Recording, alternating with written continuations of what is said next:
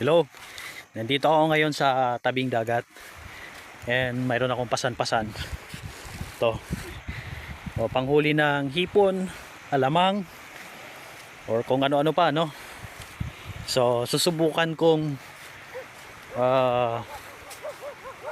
mag ano dito, magsudsod. Ang tawag dito ay sudsod or sakag sa amin, no? Hindi ko alam kung anong tawag sa inyo. So andito na ako sa tabing dagat. So magdidilim na, parang anong oras na to, past 6 na, no, ng gabi.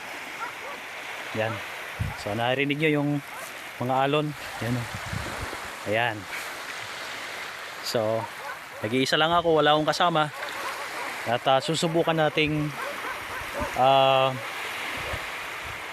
mag sudsod dito, no, kung may mauhuli tayong mga hipon or alamang or kung ano pa man, no, na pwedeng pang ulam.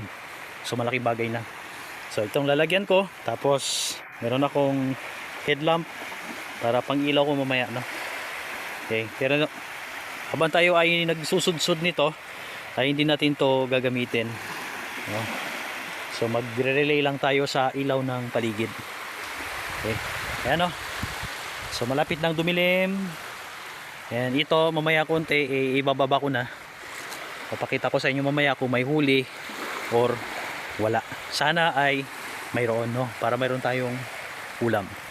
So yun lamang po, maraming salamat. Ingatan tayo ng ating Panginoon at sana ay mayroong huli. Bye bye.